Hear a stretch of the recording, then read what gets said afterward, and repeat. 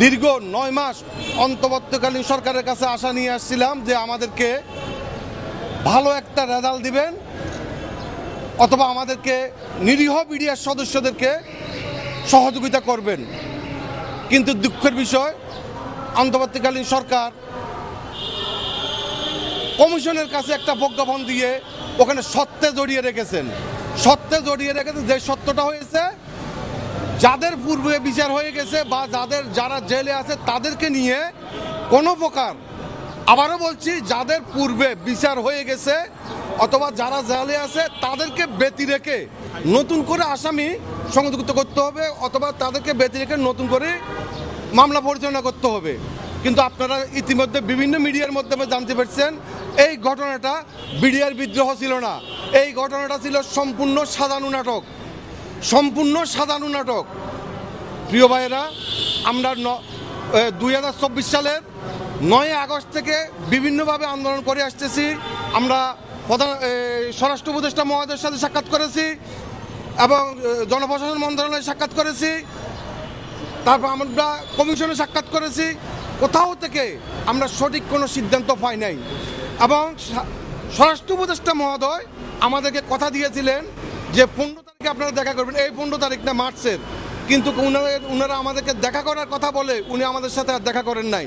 তার পরবর্তীতে আমরা একটা আন্দোলন করি, যে আন্দোলনে আমাদের উপরে কোনো উপরের মহলের নির্দেশে অথবা কালো পদ্মার নির্দেশে আমাদের উপর লাঠিচার্জ থেকে নিয়ে গ্যাস নিক্ষেপ থেকে নিয়ে আমাদেরকে অত্যাচার করা হয়।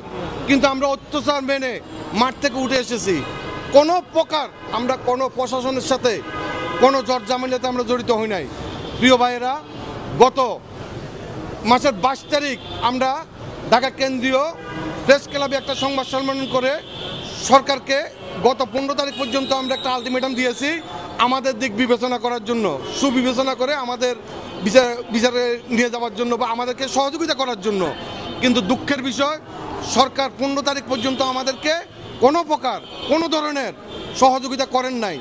তাই আমরা আগামীকালকে পুরা বাংলাদেশ ব্যাপী ক্ষতিগ্রস্ত বিডিআর সদস্য, জেলবন্দি পরিবার এবং জেল থেকে মুক্তি পেয়েছে সকল বিডিআর সদস্য মিলে আমরা ঐতিহাসিক একটা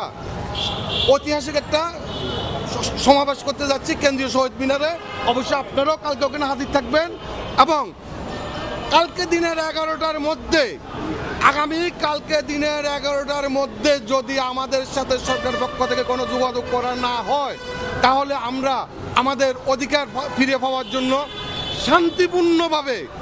শান্তিপূর্ণভাবে কোথাও কোনো প্রকার বিশৃঙ্খলা না ঘটিয়ে আমরা সচিবালয়ের উদ্দেশ্যে আমরা আসব এবং আমরা চাবো আমাদের সাথে যেন সচিবালয় কর্মকর্তাবৃন্দগণ আমাদের সাথে আলাপ আলোচনা করে আমাদেরকে যেন সঠিক একটা সিদ্ধান্ত দেন।